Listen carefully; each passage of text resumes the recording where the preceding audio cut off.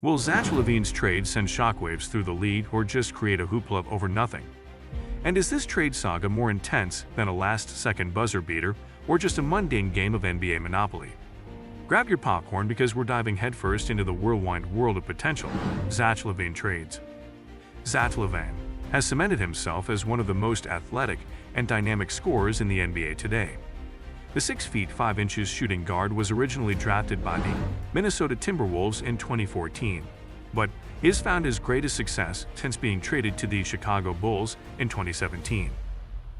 Lavine possesses jaw-dropping leaping ability and hang time that allows him to throw down highlight reel dunks with ease.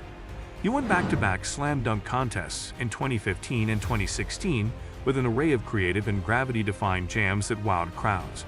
But Lavine has proven to be much more than just a dunker. He has developed into a prolific outside shooter who averaged over 24 points per game the last 2 seasons. His quick release and ability to pull up off the dribble make him a constant perimeter threat. What are the main trade proposals discussed for Zach Lavine and the Bulls, and what factors impact their likelihood of happening? The video discusses 4 potential Zach Lavine sign and trade packages for the Chicago Bulls to consider, as it seems inevitable they will part ways with their star guard. Would the Spurs consider rebooting their rebuild by trading young players like Johnson for win-now upgrades like Lavine? The Spurs hold Johnson in high regard, so it would likely take a disappointing season for them to consider moving him. If they fall fully out of playoff contention, cashing in assets for veterans to help the present rather than future could make sense. Still, with Johnson seen as a core piece, this deal probably remains unlikely unless San Antonio's season bottoms out. The next proposal sees Lavine and Alex Caruso going to Toronto in exchange for OG Anunoby, Gary Trent Jr., Precious Achiuwa, and a lottery-protected 2025 first-rounder. The rationale for Toronto is pairing Lavine with Pascal Siakam could reinvigorate their offense. Both are versatile, athletic scorers who can create shots and space the floor. After Toronto's offense sputtered last season, adding another primary option like Lavine would be intriguing. For Chicago, Anunoby and the other young talent addresses areas of need while keeping them competitive to some degree during a rebuild. Anunoby provides two-way wing production, Trent instant offense, and Achiuwa interior athleticism the Bulls have lacked. Masai Ujiri's African ties with Chicago's front office also serve as a natural foundation for partnership. However, with Toronto potentially entering a rebuild themselves, they may wish to hold on to controllable young talent like OG rather than chase stars coming off injuries.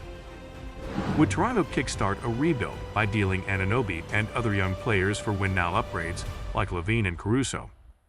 Much like San Antonio, Toronto seems unlikely to deal a young core piece like Anunoby while rebooting their roster. Though the theoretical fit seems sound, the Raptors appear headed towards a youth movement rather than acquiring veterans. Still, Ujiri has shown a willingness to make bold moves, so if Toronto's season drops off significantly, major changes could follow. But Anunoby remains a key building block they would likely retain through potential struggles this season or next. Considering Miami's reported interest in Lavine, a trade framework with Chicago. While some claim Miami refuses to discuss Herro, he likely must be included in any Lavine deal for salaries to realistically work. Still, that remains the largest impediment, given Herro's 6th Man of the Year campaign last season. For Chicago, the appeal lies in acquiring Herro's scoring prowess and shooting from Robinson and Jovic, and they benefit from shedding Drummond's deal for an expiring contract in Robinson. Miami adds the bona fide secondary scorer and shot creator they sorely lacked during the postseason. But would Pat Riley bet on Lavine's health and commit to Harris and Struss losing minutes? Does it make sense for Miami to trade Herro and other assets while reshuffling the rotation for an oft-injured Lavine? After coming within 1 game of the finals, Miami seems unlikely to take risks or subtract from last year's superb depth. While injury concerns hang over Lavine, Herro would represent a massive price for a style redundancy. Swapping Duncan's shooting for Lavine's may simply continue offensive stagnation against elite defenses come playoff time. With no guarantee Lavine puts them over the top, lack of financial flexibility afterwards means limited paths to improve down the road. Finally, a Kings deal would send Lavine and Drummond to Sacramento for Harrison Barnes, Kevin Huerter, Malik Monk, and the Kings' 2025 first-rounder. This gives the Kings a bona fide star to pair with Fox and Sabonis, without sacrificing Murray. and the Bulls receive much-needed shooting, playmaking, and financial flexibility. However, after ending their playoff drought, Sacramento may prefer running things back rather than shaking things up. The positives for Chicago include adding elite shooting at premium positions and a first-rounder to make up for past mismanagement of draft assets. While Sacramento parted with Halliburton for win-now Sabonis, the young core showed promise towards the end of last season. Would they risk stunting momentum for injury risks like Lavine? Does breaking up Sacramento's promising young core represent unnecessary risk for simple star chasing with Lavine? After finding a winning formula, Sacramento faces a precarious balancing act entering this trade season. While lagging ticket sales and questions of Fox and Sabonis fit could motivate gambling on Lavine, substantial progress under new coach Mike Brown may give them patience. Still, small markets rarely attract stars in free agency. So the Kings could see this as their best opportunity to cash in young assets before regressing to the mean and their playoff drought returning. Should the Bulls prioritize getting back an established player like Johnson or Anunoby rather than just draft picks and role players in a Lavine trade? While stars typically fetch stars in trades, the Bulls have little leverage to demand another team's top young player. Given Lavine's injury history and Chicago's lack of bargaining power, getting first-rounders and talented complementary pieces may realistically be their ceiling. Unless a team wildly overpays or panics mid-season, Chicago can't expect a haul exceeding role players and picks. Using assets to then maneuver for blue-chip prospects later makes more sense than limiting trade partners insisting on unattainable returns. If the Bulls struggle to find a satisfactory Lavine trade, should they consider mending the relationship rather than dealing him for lesser value?